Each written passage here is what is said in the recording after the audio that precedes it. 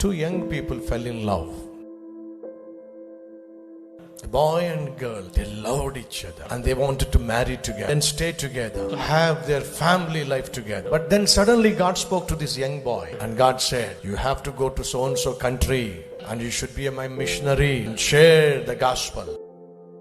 So he came and told the girlfriend, God spoke to me. I need to go to other country as a missionary. I cannot live without you. I know you cannot live without me. Let's get married. Let's go together and serve God. And she said, no. I cannot come to any other country and serve God. Every week, this young boy, this young man wrote a letter to the girlfriend. Tried to convince her. Tried to understand. I need to go and preach gospel, but I cannot leave you alone. You loved me, I loved you. Please understand. Let's get married. She said, no. Again, she said, no. Again, she said, no. Finally, he wrote last letter. He said, this is my last request. If this letter disappoints you, please tear it off. Throw it to the dustbin. This is my last letter. I will wait for 30 days. If you don't give me a reply, I will go all alone. I will preach the gospel, but I will remain all alone in my lifetime because I loved you so much. I cannot think anybody else in my life. He wrote the final letter. This girlfriend read that letter. She was broken in tears. She cried. And finally she decided, how can I live without this wonderful friend? She wrote a letter to him. Love you. I cannot imagine myself without you. I'm coming.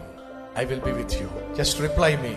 Just reply me when will you come and take me? And her brother is going out and she said, can you post this letter? He took the letter and put it in his pocket and 1 week passed.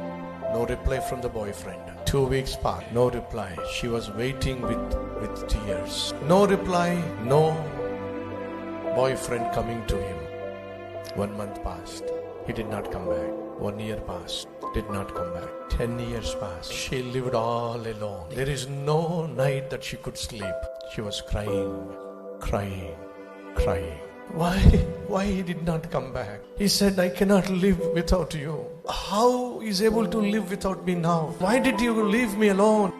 20 years passed. She did not marry anybody. She was all alone, crying.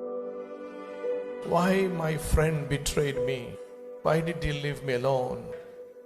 She is always in tears. And they were shifting from this place to other place. They were putting all things together, all the dresses together. Suddenly as she was folding the dresses, there was a coat that belongs to her brother.